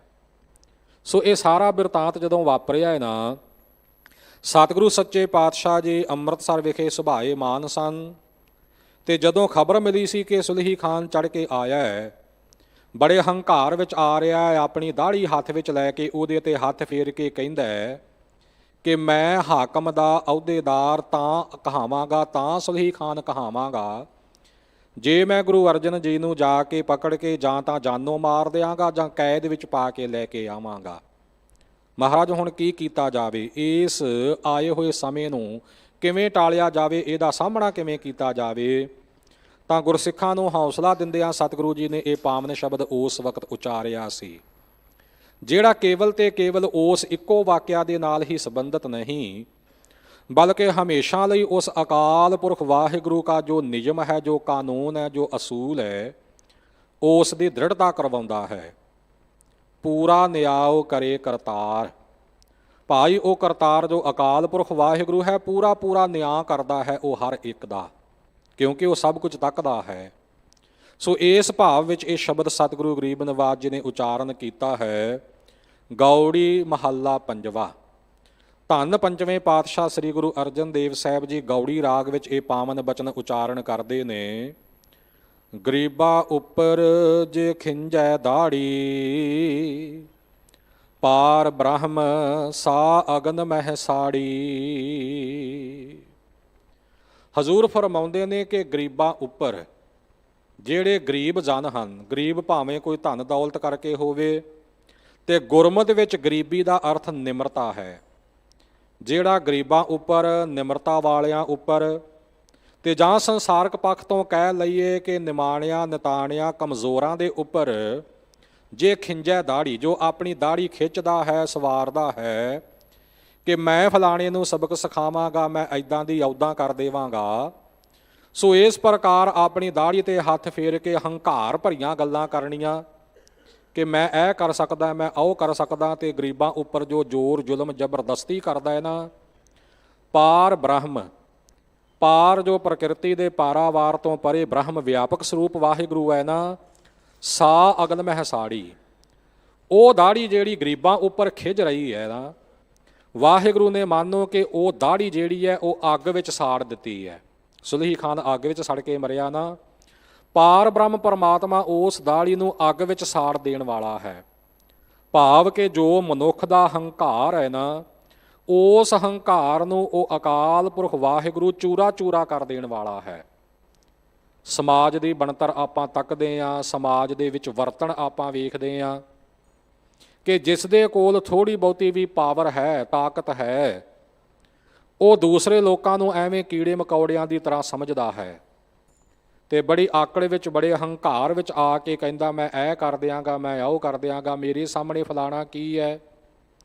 ਜਦੋਂ ਮਨੁੱਖ ਕਿਸੇ ਦੂਸਰੇ ਉੱਪਰ ਜ਼ਬਰਦਸਤੀ ਕਰਦਾ, ਧੱਕਾ ਕਰਦਾ ਹੈ, ਉਸ ਵਕਤ ਉਸ ਨੂੰ ਅਕਾਲ ਪੁਰਖ ਵਾਹਿਗੁਰੂ ਕਾ ਖਿਆਲ ਪੂਰਨ ਤੌਰ ਤੇ ਭੁੱਲਿਆ ਹੋਇਆ ਹੁੰਦਾ ਹੈ। ਗੁਰਬਾਣੀ ਵਿੱਚ ਇੱਕ ਪਾਵਨ ਬਚਨ ਹੈ ਕਿ ਨਿਕਟ ਬੁੱਝੈ ਸੋ ਬੁਰਾ ਕਿਉਂ ਕਰੈ। ਜਿਹੜਾ ਉਸ ਵਾਹਿਗੁਰੂ ਨੂੰ ਨੇੜੇ ਕਰਕੇ ਬੁੱਝ ਲਵੇ, ਸਮਝ ਲਵੇ, ਜਿਸ ਨੂੰ ਇਹ ਸੋਝੀ ਪੈ ਜਾਵੇ ਕਿ ਸਦ ਹਜੂਰ ਹਾਜ਼ਰ ਹੈ, ਨਾਜ਼ਰ ਕਤਹਿ ਨਾ ਭਇਓ ਦੂਰਾਈ। ਅਕਾਲ ਪੁਰਖ ਵਾਹਿਗੁਰੂ ਸਦਾ ਹਾਜ਼ਰ ਨਾਜ਼ਰ ਹੈ, ਕਿਤੇ ਦੂਰ ਨਹੀਂ ਹੈ। ਸਦ ਸੁਣਦਾ, ਸਦ ਵੇਖਦਾ, ਕਿਉਂ ਮੁੱਕਰ ਪਿਆ ਜਾਏ। ਉਹ ਵਾਹਿਗੁਰੂ ਸਦਾ ਮੇਰੀਆਂ ਕੀਤੀਆਂ ਗੱਲਾਂ ਨੂੰ ਸੁਣ ਰਿਹਾ, ਕੇਵਲ ਮੂੰਹੋਂ ਬੋਲੀਆਂ ਨੂੰ ਹੀ ਨਹੀਂ, ਬਲਕਿ ਮਨ ਵਿੱਚ ਚਿਤਵੀਆਂ ਹੋਈਆਂ, ਸੋਚੀਆਂ ਹੋਈਆਂ ਗੱਲਾਂ ਨੂੰ ਵੀ ਉਹ ਵਾਹਿਗੁਰੂ ਸੁਣਦਾ ਹੈ। ਮੇਰੇ ਕਰਮਾਂ ਨੂੰ ਉਹ ਸਦਾ ਵੇਖ ਰਿਹਾ ਹੈ, ਮੇਰੇ ਮਨ ਦੇ ਖਿਆਲਾਂ ਨੂੰ ਉਹ ਪ੍ਰਮਾਤਮਾ ਵੇਖ ਰਿਹਾ ਹੈ। ਕਿਉਂ ਮੁੱਕਰ ਪਿਆ ਜਾਏ, ਉਹਦੇ ਕੋਲੋਂ ਕਿਵੇਂ ਮੁੱਕਰਿਆ ਜਾਵੇਗਾ, ਨਹੀਂ ਮੁੱਕਰਿਆ ਜਾਣਾ। ਜਿਸ ਨੂੰ ਇਹ ਸਮਝ ਆਵੇ, ਸੋਝੀ ਆ ਜਾਵੇ, ਸੋ ਬੁਰਾ ਕਿਉਂ ਕਰੈ, ਉਹ ਭਲਾ ਫਿਰ ਬੁਰਾ ਕਰਮ ਕਿਵੇਂ ਕਰ ਸਕਦਾ ਹੈ। ਜਿਸ ਮਨੁੱਖ ਨੂੰ ਸਮਝ ਪੈ ਜਾਵੇ ਕਿ ਅਕਾਲ ਪੁਰਖ ਵਾਹਿਗੁਰੂ ਵੇਖਦਾ ਸੁਣਦਾ ਹੈ ਤੇ ਆਪਣੇ ਕਰਮਾਂ ਦਾ ਹਿਸਾਬ ਮੈਨੂੰ ਉਸ ਪਰਮਾਤਮਾ ਦੇ ਦਰ ਤੇ ਦੇਣਾ ਪਵੇਗਾ, ਉਹ ਕਿਸੇ ਗਰੀਬ ਉੱਪਰ, ਕਿਸੇ ਲਾਚਾਰ ਉੱਪਰ, ਕਿਸੇ ਬੇਵੱਸ ਉੱਪਰ ਧੱਕਾ ਨਹੀਂ ਕਰੇਗਾ, ਉਹ ਜ਼ੋਰ ਜ਼ਬਰਦਸਤੀ ਨਹੀਂ ਕਰੇਗਾ, ਜ਼ੁਲਮ ਨਹੀਂ ਕਰੇਗਾ। ਮਨੁੱਖ ਧੱਕਾ ਕਰਦਾ ਹੀ ਉਦੋਂ ਹੈ, ਮਨੁੱਖ ਬੁਰਾ ਕਰਮ ਕਰਦਾ ਹੀ ਉਦੋਂ ਹੈ ਜਦੋਂ ਉਹਨੂੰ ਭੁੱਲ ਜਾਵੇ ਕਿ ਰੱਬ ਵੇਖਦਾ ਹੈ, ਰੱਬ ਸੁਣਦਾ ਹੈ। ਸੋ ਇਸ ਪ੍ਰਕਾਰ ਆਪਾਂ ਜਗਤ ਦੀ ਇਹ ਵਰਤਣ ਤੱਕਦੇ ਹਾਂ ਕਿ ਥੋੜ੍ਹੀ ਬਹੁਤੀ ਪਾਵਰ ਵਾਲਾ ਬੰਦਾ ਵੀ ਦੂਸਰੇ ਮਨੁੱਖ ਨੂੰ ਦਬਾਉਣ ਦੇ ਆਹਰ ਵਿੱਚ ਲੱਗਾ ਰਹਿੰਦਾ ਹੈ। ਕਿਸੇ ਦੀ ਜ਼ਮੀਨ ਦੱਬ ਲਈ, ਕਿਸੇ ਦੀ ਕੋਠੀ ਦੱਬ ਲਈ, ਕਿਸੇ ਦਾ ਘਰ ਦੱਬ ਲਿਆ, ਕਿਸੇ ਦੀ ਇਸੇ ਪ੍ਰਕਾਰ ਮਾਇਆ ਜਿਹੜੀ ਹੈ ਉਹ ਦੱਬ ਲਈ। ਇਉਂ ਦੁਨੀਆ ਦੇ ਵਿੱਚ ਅਨੇਕ ਪ੍ਰਕਾਰ ਦੇ ਵਲ ਛਲ ਕੀਤੇ ਤੇ ਆਪਣਾ ਘਰ ਭਰਨ ਦਾ ਯਤਨ ਕੀਤਾ। ਪਰ ਮਹਾਰਾਜ ਗੁਰਬਾਣੀ ਵਿੱਚ ਫਰਮਾਨ ਕਰਦੇ ਨੇ ਕਿ ਬਹੁ ਪ੍ਰਪੰਚ ਕਰ ਪਰ ਧਨ ਲਿਆਵੈ, ਸੁਤ ਦਾਰਾ ਪਹਿਆਨ ਲੁਟਾਵੈ, ਮਨ ਮੇਰੇ ਭੂਲੇ ਕਪਟ ਨਾ ਕੀਜੈ, ਅੰਤ ਨਿਬੇਰਾ ਤੇਰੇ ਜੀ ਪਹਿ ਲੀਜੈ। ਬੜੇ ਪ੍ਰਪੰਚ ਕਰਕੇ, ਬੜੇ ਵਾਲ ਛਾਲ ਕਰਕੇ, ਧੋਖੇ ਧੜੀਆਂ ਕਰਕੇ, ਜ਼ੋਰ ਜ਼ਬਰਦਸਤੀ ਕਰਕੇ ਇਹ ਜੀਵ ਤੋਂ ਪਰਾਇਆ ਧਨ ਵੀ ਆਪਣੇ ਘਰ ਵਿੱਚ ਲੈ ਕੇ ਆਉਣਾ ਹੈ। ਆਪਣੀ ਇਸਤਰੀ ਪੁੱਤਰਾਂ ਤੋਂ ਉਹ ਧਨ ਲਟਾਉਣਾ ਹੈ, ਆਪਣੇ ਘਰ ਪਰਿਵਾਰ ਵਾਸਤੇ ਖਰਚਦਾ ਹੈ। ਪਰ ਖਿਆਲ ਕਰ ਲੈ ਕਿ ਭਾਈ ਜਦੋਂ ਅੰਤ ਦਾ ਵੇਲਾ ਆਵੇਗਾ ਤੇ ਜੀਵ ਆਤਮਾ ਨੂੰ ਬੰਨ੍ਹ ਕੇ ਅੱਗੇ ਤੋਰਿਆ ਜਾਵੇਗਾ ਤਾਂ ਅਖੀਰ ਵੇਲੇ ਤੇਰੇ ਕੀਤੇ ਹੋਏ ਕਰਮਾਂ ਦਾ ਲੇਖਾ ਹਿਸਾਬ ਕਿਤਾਬ ਤੇਰੇ ਜੀ ਪਹਿ ਲੀਜੈ, ਉਹ ਤੇਰੀ ਜੀਵ ਆਤਮਾ ਕੋਲੋਂ ਲਿਆ ਜਾਣਾ ਹੈ। ਇਸ ਲਈ ਮਨਾ ਐ ਮਨੁੱਖ ਭੁੱਲ ਕੇ ਵੀ ਕਪਟ ਨਾ ਕਰ, ਧੋਖਾ ਨਾ ਕਰ, ਵਲ ਛਲ ਨਾ ਕਰ। ਜਿਹੜਾ ਜੀਵ ਹੰਕਾਰ ਕਰਦਾ ਹੈ ਨਾ, ਸੋ ਮਹਾਰਾਜ ਫਰਮਾਨ ਕਰਦੇ ਨੇ, ਜੇ ਕੋ ਬਹੁਤ ਕਰੈ ਅਹੰਕਾਰ, ਉਹ ਖਿਨਮੈ ਰੁਲਤਾ ਖਾਕੂ ਨਾਲ। ਬਹੁਤਾ ਹੰਕਾਰ ਕੀਤਾ ਕਿ ਮੇਰੇ ਕੋਲ ਪਦਵੀ ਹੈ, ਮੇਰੇ ਕੋਲ ਰਾਜ ਭਾਗ ਹੈ, ਮੇਰੇ ਕੋਲ ਵਜ਼ੀਰੀ ਹੈ, ਅਮੀਰੀ ਹੈ, ਚੌਧਰ ਹੈ, ਮੇਰੇ ਕੋਲ ਧਨ ਦੌਲਤ ਦਾ ਬਲ ਹੈ, ਬਹੁਤ ਹੰਕਾਰ ਕਰਦਾ ਹੈ। ਪਰ ਜਦੋਂ ਅਕਾਲ ਪੁਰਖ ਵਾਹਿਗੁਰੂ ਕੀ ਰਜ਼ਾ ਹੋ ਗਈ ਤਾਂ ਉਦੋਂ ਉਹ ਖਿੰਨ ਵਿੱਚ ਹੀ ਮਿੱਟੀ ਦੇ ਨਾਲ ਰੁਲ ਜਾਂਦਾ, ਮਿੱਟੀ ਹੀ ਹੋ ਜਾਂਦਾ ਹੈ। ਇਉਂ ਆਪਣੇ ਕੀਤੇ ਕਰਮਾਂ ਦਾ ਖਮਿਆਜਾ ਜੀਵ ਨੂੰ ਜ਼ਰੂਰ ਬਰ ਜ਼ਰੂਰ ਭੁਗਤਣਾ ਪੈਂਦਾ ਹੈ। ਭਗਤ ਕਬੀਰ ਜੀ ਫਰਮਾਨ ਕਰਦੇ ਨੇ, ਕਬੀਰ ਜੋਰ ਕੀਆ ਸੋ ਜ਼ੁਲਮ ਹੈ, ਲੈ ਜਵਾਬ ਖੁਦਾਏ, ਦਫ਼ਤਰ ਲੇਖਾ ਨੀਕ ਸੈ, ਮਾਰ ਮੁਹੈ ਮੋਹਿ ਖਾਏ। ਜ਼ੋਰ ਕੀਆ, ਜਿਹੜਾ ਕਿਸੇ ਉੱਪਰ ਜ਼ੋਰ ਕੀਤਾ, ਆਪਣੀ ਤਾਕਤ ਦੀ ਨਾਜਾਇਜ਼ ਵਰਤੋਂ ਕੀਤੀ, ਕਿਸੇ ਤੇ ਧੱਕਾ ਕੀਤਾ, ਜ਼ਬਰਦਸਤੀ ਕੀਤੀ, ਸੋ ਜ਼ੁਲਮ ਹੈ। ਇਹ ਬੜਾ ਵੱਡਾ ਜ਼ੁਲਮ ਕੀਤਾ, ਇਹ ਕਹਿਰ ਕਮਾਇਆ। ਤੇ ਚੇਤੇ ਰੱਖੀ ਐ ਜੀਵ ਕੇ ਲੈ ਜਵਾਬ ਖੁਦਾਏ, ਜਿਹੜੀ ਤੂੰ ਲਾਚਾਰਾਂ ਬੇਵਸ ਜੀਵਾਂ ਉੱਪਰ ਇਉਂ ਜ਼ਬਰਦਸਤੀ ਕੀਤੀ ਹੈ, ਜਿਹੜਾ ਜ਼ੋਰ ਵਰਤਿਆ, ਜਿਹੜਾ ਧੱਕਾ ਕੀਤਾ ਹੈ ਨਾ, ਤੇਰੇ ਕੀਤੇ ਹੋਏ ਇਸ ਧੱਕੇ ਦਾ ਜਵਾਬ ਉਹ ਖੁਦਾ, ਉਹ ਪ੍ਰਮਾਤਮਾ ਤੈਥੋਂ ਜ਼ਰੂਰ ਬਰ ਜ਼ਰੂਰ ਲਵੇਗਾ। ਦਫ਼ਤਰ ਲੇਖਾ ਨੀਕਸ ਹੈ, ਜਦੋਂ ਤੇਰਾ ਸੂਖਮ ਸਰੀਰ ਵਾਹਿਗੁਰੂ ਦੇ ਦਰ ਤੇ ਉਹ ਧਰਮਰਾਜ ਦੀ ਕਚਹਿਰੀ ਵਿੱਚ ਜਾ ਕੇ ਪੇਸ਼ ਹੋਵੇਗਾ, ਤੇਰੇ ਚੰਗੇ ਮੰਦੇ ਕਰਮਾਂ ਦਾ ਲੇਖਾ ਹਿਸਾਬ ਕਿਤਾਬ ਵਿਚਾਰਿਆ ਜਾਵੇਗਾ। ਜਦੋਂ ਇਹ ਲੇਖਾ ਉੱਥੇ ਨਿਕਲ ਆਇਆ ਨਾ, ਇਹ ਲਿਖਤ ਨਿਕਲ ਆਈ ਕਿ ਤੂੰ ਇਹ ਜ਼ੁਲਮ ਕੀਤਾ, ਇਹ ਜਬਰ ਕੀਤਾ, ਇਹ ਧੱਕਾ ਕੀਤਾ ਕਿਸੇ ਨਾਲ, ਤਾਂ ਉਦੋਂ ਫਿਰ ਮਾਰ ਮੁਹੈ ਮੋਹਿ ਖਾਏ, ਮੂੰਹ ਉੱਪਰ ਮਾਰਾਂ ਹੀ ਮਾਰਾਂ ਖਾਵੇਂਗਾ। ਬਹੁਤ ਜ਼ਿਆਦਾ ਜਮਾ ਦੀਆਂ ਸਜ਼ਾਵਾਂ ਉਸ ਵਕਤ ਤੈਨੂੰ ਝੱਲਣੀਆਂ ਪੈਣਗੀਆਂ। ਇਸੇ ਤਰ੍ਹਾਂ ਹੋਰ ਵੀ ਬਚਨ ਨੇ ਭਗਤ ਬਾਣੀ ਵਿੱਚ, ਮਨੁੱਖ ਇਉਂ ਆਪਣੇ ਚਿਹਰੇ ਤੇ, ਆਪਣੀ ਦਾੜੀ ਤੇ, ਆਪਣੀ ਪੱਗ ਤੇ ਇਉਂ ਹੱਥ ਫੇਰਦਾ, ਕਹਿਰ ਵਿੱਚ, ਹੰਕਾਰ ਵਿੱਚ ਗੱਲਾਂ ਕਰਦਾ ਹੈ ਨਾ ਕਿ ਫਲਾਣਾ ਮੇਰੇ ਅੱਗੇ ਕੀ ਹੈ, ਮੈਂ ਉਹਨੂੰ ਕੀ ਸਮਝਦਾ, ਮੈਂ ਉਹਨੂੰ ਚੰਗਾ ਸਬਕ ਸਿਖਾਵਾਂਗਾ, ਮੈਂ ਐਦਾਂ ਦੀ ਐਦਾਂ ਕਰ ਦਿਆਂਗਾ।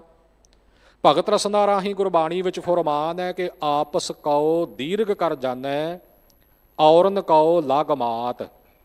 ਜਦੋਂ ਮਨੁੱਖ ਹੰਕਾਰ ਵਿੱਚ ਹੋਵੇ ਤਾਂ ਉਹਦੀ ਭਾਵਨਾ ਕੀ ਹੈ ਕਿ ਆਪਣੇ ਆਪ ਨੂੰ ਬੜਾ ਮਹਾਨ ਸਮਝਦਾ ਹੈ ਕਿ ਮੇਰੇ ਵਰਗਾ ਕੋਈ ਨਹੀਂ, ਤੇ ਦੂਜਿਆਂ ਨੂੰ ਐਵੇਂ ਲਗ ਮਾਤਰ, ਤੁਛ ਮਾਤਰ ਕਿ ਦੂਜੇ ਤਾਂ ਮੇਰੇ ਸਾਹਮਣੇ ਐਵੇਂ ਕੀੜੇ ਮਕੌੜੇ ਹੀ ਹੈ, ਮੈਂ ਉਹਨੂੰ ਕੀ ਸਮਝਦਾ। ਇਹ ਸਾਡੀ ਆਮ ਹੀ ਗੱਲ ਹੁੰਦੀ ਹੈ ਨਾ, ਮੇਰੇ ਸਾਹਮਣੇ ਉਹ ਕੀ ਹੈ। ਇਉਂ ਮਨਸਾ ਬਾਚਾ ਕਰਮਨਾ, ਮਨਸਾ ਮਨ ਕਰਕੇ ਵੀ ਤੇ ਬੁੱਧੀ ਕਰਕੇ ਵੀ ਹੰਕਾਰ ਹੀ ਹੰਕਾਰ ਹੈ। ਬਚਨਾਂ ਦੇ ਵਿੱਚੋਂ ਹੀ ਹੰਕਾਰ ਦੀ ਬਦਬੂ ਆਉਂਦੀ ਹੈ, ਹੰਕਾਰ ਹੀ ਝਲਕਦਾ ਹੈ। ਤੇ ਕਰਮ ਨਾ ਕਰਮ ਭਾਵ ਇਹ ਜਿਹੜਾ ਸਰੀਰ ਹੈ, ਸਰੀਰ ਵੀ ਇਉਂ ਹੰਕਾਰ ਦੇ ਵਿੱਚ ਹੀ ਅਟਿਆ ਪਿਆ ਹੈ, ਆਕੜਿਆ ਪਿਆ ਹੈ। ਤੇ ਭਗਤ ਜੀ ਫਰਮਾਨ ਕਰਦੇ ਨੇ ਕਿ ਇਉਂ ਜਿਹੜੇ ਹੰਕਾਰੀ ਜੀਵ ਆਪਣੇ ਆਪ ਨੂੰ ਬੜਾ ਵੱਡਾ ਮਹਾਨ ਮੰਨੀ ਬੈਠੇ ਹੈ ਤੇ ਦੂਜਿਆਂ ਨੂੰ ਐਵੇਂ ਤੁੱਛ ਮਾਤਰੀ ਗਿਣਦੇ ਨੇ ਨਾ। ਮੈਂ ਦੇਖੇ ਦੋਜਕ ਜਾਤ, ਮੈਂ ਇਹੋ ਜਿਹੇ ਹੰਕਾਰੀ ਜੀਵਾਂ ਨੂੰ ਆਖਰ ਦੋਜ਼ਖਾਂ ਵਿੱਚ ਭਾਵ ਨਰਕਾਂ ਵਿੱਚ ਜਾਂਦੇ ਵੇਖਿਆ ਹੈ। ਕਹਿਣ ਤੋਂ ਭਾਵ ਕਿ ਉਹ ਨਰਕਾਂ ਦੇ ਵਿੱਚ ਪੈਂਦੇ ਹੈ। ਮਾਨੋ ਇਸ ਜੀਵਨ ਦੇ ਵਿੱਚ ਵੀ ਉਹਨਾਂ ਨੂੰ ਨਰਕ ਦੀ ਪ੍ਰਾਪਤੀ ਹੋ ਹੀ ਜਾਂਦੀ ਹੈ ਜਿਉਂਦਿਆਂ ਵੀ, ਕਿਉਂਕਿ ਜਦੋਂ ਨਦਰ ਉਪੱਠੀ ਜੇ ਕਰੇ ਸੁਲਤਾਨਾ ਘਾਹ ਕਰਾਏਂਦਾ। ਜਦੋਂ ਪੁੱਠੀ ਨਦਰ ਪ੍ਰਮਾਤਮਾ ਦੀ ਹੋ ਜਾਵੇ, ਵੱਡੀਆਂ ਵੱਡੀਆਂ ਸੁਲਤਾਨਾਂ ਨੂੰ ਵੀ ਉਹ ਰੋਲ ਕੇ ਰੱਖ ਦਿੰਦਾ ਹੈ।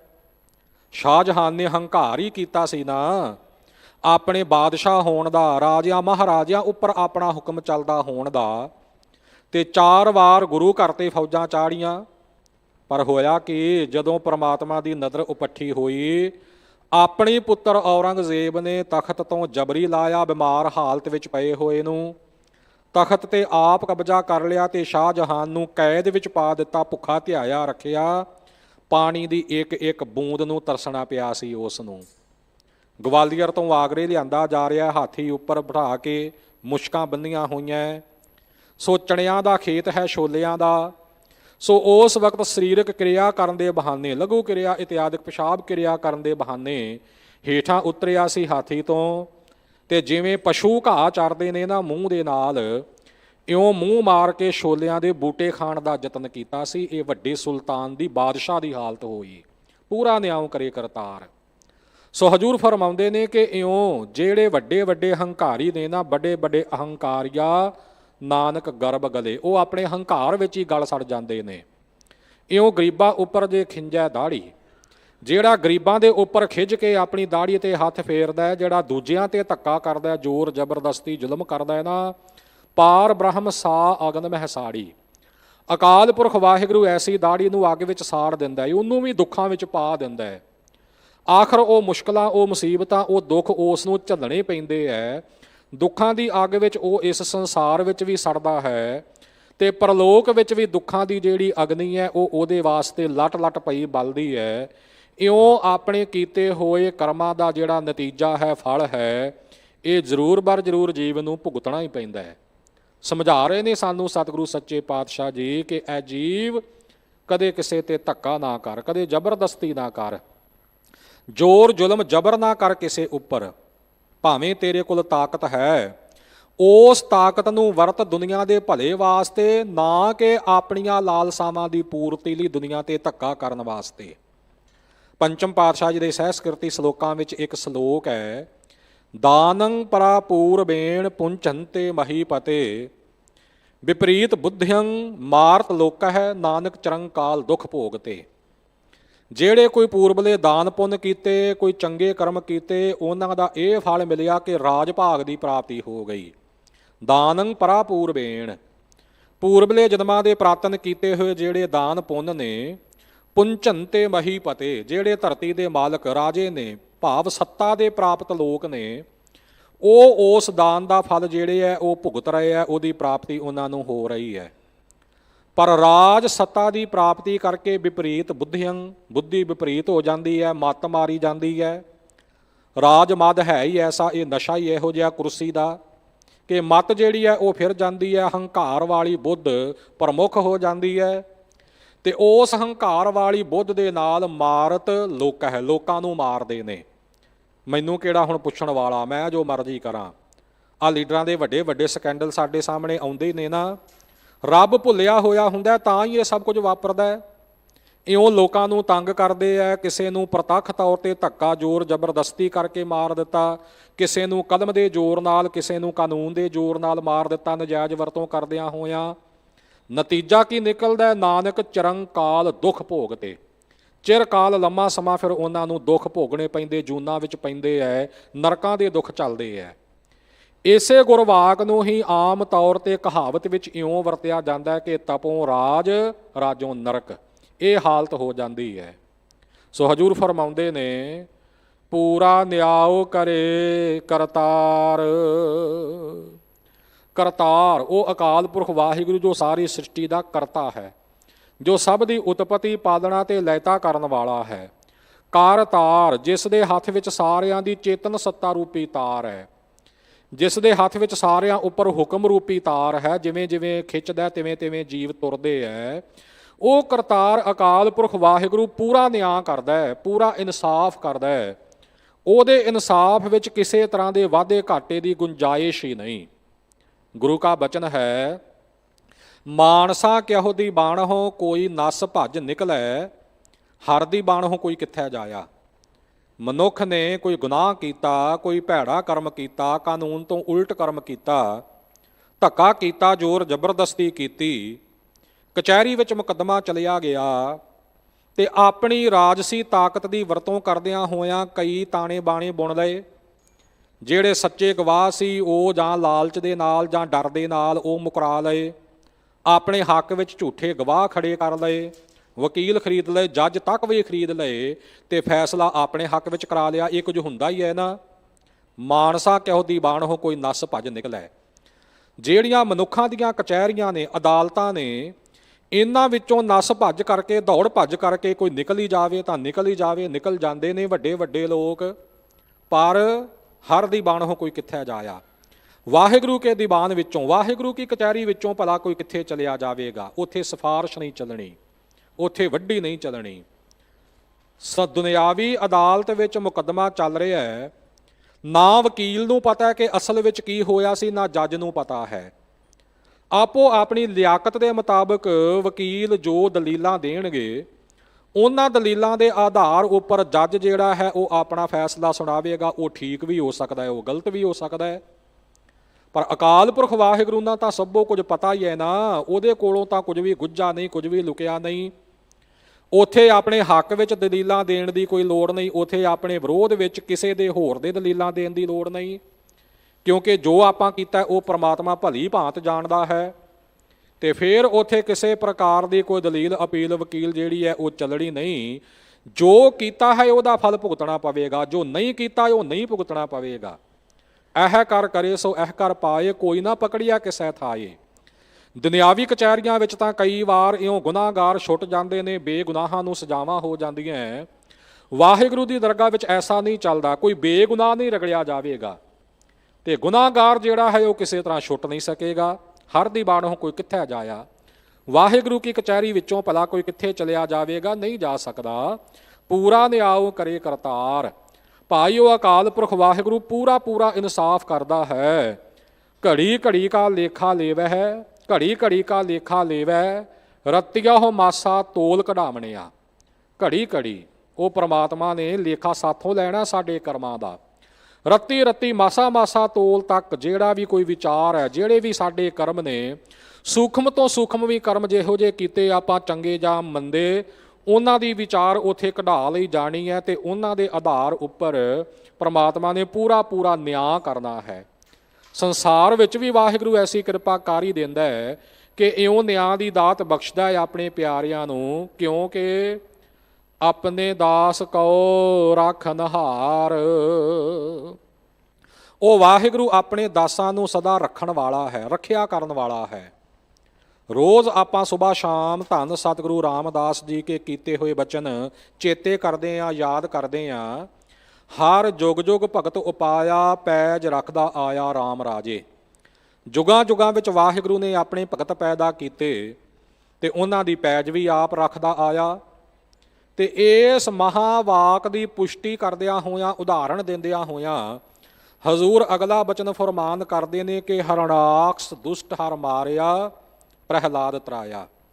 ਦੇਖੋ ਭਾਈ, ਅਕਾਲ ਪੁਰਖ ਵਾਹਿਗੁਰੂ ਕਾ ਪਿਆਰਾ ਭਗਤ ਹੈ ਪ੍ਰਹਿਲਾਦ, ਤੇ ਉਹਦੇ ਤੇ ਧੱਕਾ ਕਰ ਰਿਹਾ ਉਹਦਾ ਆਪਣਾ ਪਿਤਾ ਹਰਣਾਕਸ।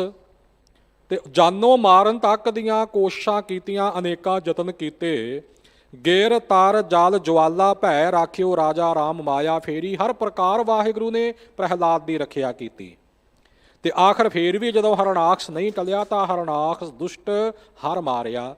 ਵਾਹਿਗੁਰੂ ਨੇ ਆਪ ਕੌਤਕ ਕਰਦਿਆਂ ਹੋਇਆਂ ਹਰਣਾਕਸ ਦੁਸ਼ਟ ਨੂੰ ਮਾਰਿਆ, ਉਹਦਾ ਖਾਤਮਾ ਕੀਤਾ। ਪ੍ਰਹਿਲਾਦ ਤਰਾਇਆ, ਪ੍ਰਹਿਲਾਦ ਜੀ ਨੂੰ ਤਰਾ ਲਿਆ, ਉਹਨਾਂ ਦੀ ਰੱਖਿਆ ਕੀਤੀ ਹੈ। ਅਗਲੀ ਪੰਕਤੀ ਵਿੱਚ ਉਦਾਹਰਣ ਦਿੱਤੀ ਕਿ ਅਹੰਕਾਰੀਆਂ ਨਿੰਦਕਾਂ ਪਿੱਠ ਦੇ ਨਾਮ ਦੇਓ ਮੁਖ ਲਾਇਆ। ਮਹਾਰਾਸ਼ਟਰ ਦੇ ਵਿੱਚ ਔਂਡਾ ਨਾਮ ਦਾ ਇਹ ਨਗਰ, ਜਿੱਥੇ ਵੱਡਾ ਉਹ ਮੰਦਿਰ ਹੈ, ਜਿਸ ਦੇ ਪਿੱਛੇ ਭਗਤ ਨਾਮਦੇਵ ਜੀ ਜਾ ਬੈਠੇ ਸਨ, ਉਸ ਵਿੱਚੋਂ ਪੰਡਤਾਂ ਵੱਲੋਂ, ਹੰਕਾਰੀਆਂ ਵੱਲੋਂ ਧੱਕੇ ਮਾਰੇ ਜਾਣ ਤੋਂ ਤੇ ਵਾਹਿਗੁਰੂ ਨੇ ਕਿਰਪਾ ਕੀਤੀ, ਭਗਤ ਜੀ ਵੱਲ ਮੰਦਰ ਘੁਮਾ ਦਿੱਤਾ ਤੇ ਹੰਕਾਰੀਆਂ ਉਹਨਾਂ ਪੰਡਤਾਂ ਵੱਲ ਉਸ ਦੀ ਪਿੱਠ ਕਰ ਦਿੱਤੀ ਸੀ। ਅੱਜ ਵੀ ਉਹ ਨਿਸ਼ਾਨੀ ਜਿਉਂਦੀ ਤਿਉਂ ਮੌਜੂਦ ਹੈ, ਪ੍ਰਤੱਖ ਨਿਸ਼ਾਨੀਆਂ ਵੇਖਣ ਵਿੱਚ ਆਉਂਦੀਆਂ ਨੇ। ਸੋ ਇਸ ਪ੍ਰਕਾਰ ਹੰਕਾਰੀਆਂ ਨੂੰ ਨਿਵਾਇਆ ਤੇ ਆਪਣੇ ਭਗਤ ਦੀ ਪੈਜ ਰੱਖੀ। ਹੁਣ ਆਪਾਂ ਇੱਥੇ ਇੱਕ ਸਿਧਾਂਤ ਸਮਝਣਾ ਹੈ। ਦੋ ਭਗਤਾਂ ਦੀ ਮਹਾਰਾਜ ਨੇ ਉਦਾਹਰਣ ਦਿੱਤੀ ਹੈ ਪਹਿਲੀ ਪੰਕਤੀ ਦੇ ਉਪਦੇਸ਼ ਨੂੰ ਸਿੱਧ ਕਰਨ ਦੇ ਹਿੱਤ, ਪਰ ਇਹ ਕੇਵਲ ਦੋਵਾਂ ਦੀ ਗੱਲ ਨਹੀਂ। ਜੇ ਯੁਗਾਂ ਦੀ ਰਚਨਾ ਮੁਤਾਬਕ ਤੱਕੀਏ ਤਾਂ ਹਰਨਾਕਸ਼ ਪ੍ਰਹਿਲਾਦ ਦੀ ਜਿਹੜੀ ਵਾਰਤਾ ਹੈ ਇਹ ਸਤਯੁਗ ਦੀ ਮੰਨੀ ਜਾਂਦੀ ਹੈ। ਨਾਮਦੇਵ ਜੀ ਕਲਯੁਗ ਦੇ ਸਮੇਂ ਵਿੱਚ ਹੋਏ ਹੈ। ਸਤਿਗੁਰੂ ਗਰੀਬ ਨਿਵਾਜ ਜੀ ਨੇ ਕਟਾਹ ਕੁੰਡਲ ਨਿਆਏ ਦੇ ਮੁਤਾਬਕ, ਕਟਾਹ ਕੁੰਡਲ ਨਿਆਏ ਇੱਕ ਨੀਤੀ ਹੈ, ਜਿਵੇਂ ਵੱਡਾ ਸਾਰਾ ਕੜਾਹਾ ਹੈ, ਉਹਦੇ ਦੋ ਕੁੰਡੇ ਹੁੰਦੇ ਨੇ, ਦੋਵਾਂ ਕੁੰਡਿਆਂ ਤੋਂ ਫੜ ਕੇ ਚੁੱਕੀਏ ਤਾਂ ਬਾਕੀ ਸਾਰੇ ਦਾ ਸਾਰਾ ਕੜਾਹਾ ਆਪਣੇ ਆਪ ਹੀ ਚੁੱਕਿਆ ਜਾਂਦਾ ਹੈ।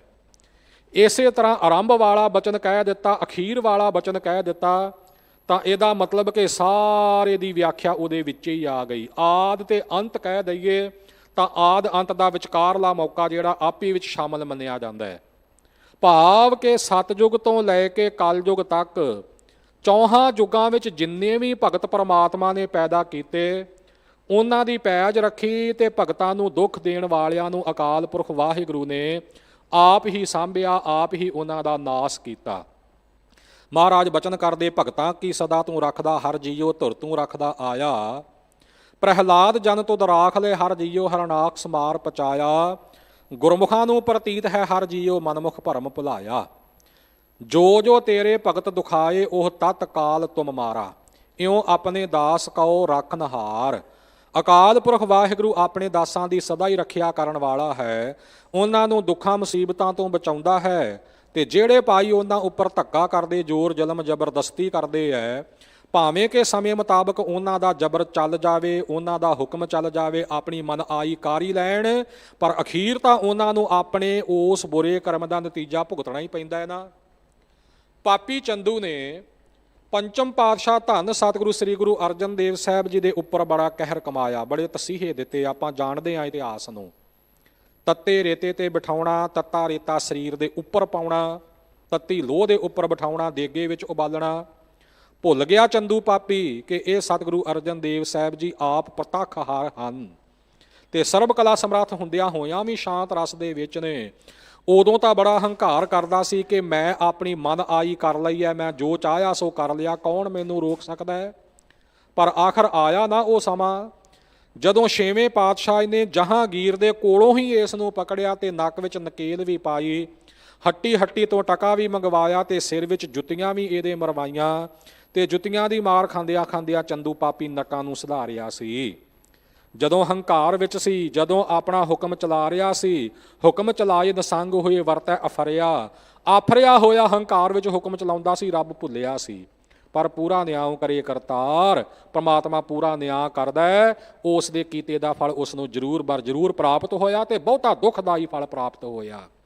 ਇਉਂ ਪ੍ਰਮਾਤਮਾ ਪੂਰਾ ਨਿਆਂ ਕਰਦਾ ਤੇ ਆਪਣੇ ਦਾਸਾਂ ਦੀ, ਆਪਣੇ ਪਿਆਰਿਆਂ ਦੀ ਵਾਹਿਗੁਰੂ ਸਦਾ ਸਦਾ ਵਾਸਤੇ ਰੱਖਿਆ ਕਰਦਾ ਹੈ। ਰਹਾਉ ਵਿਸਰਾਮ ਦੇ ਕੇ ਸਤਿਗੁਰੂ ਜੀ ਫਰਮਾਨ ਕਰਦੇ ਨੇ, ਆਦਿ ਜੁਗਾਦ ਪ੍ਰਗਟ ਪ੍ਰਤਾਪ।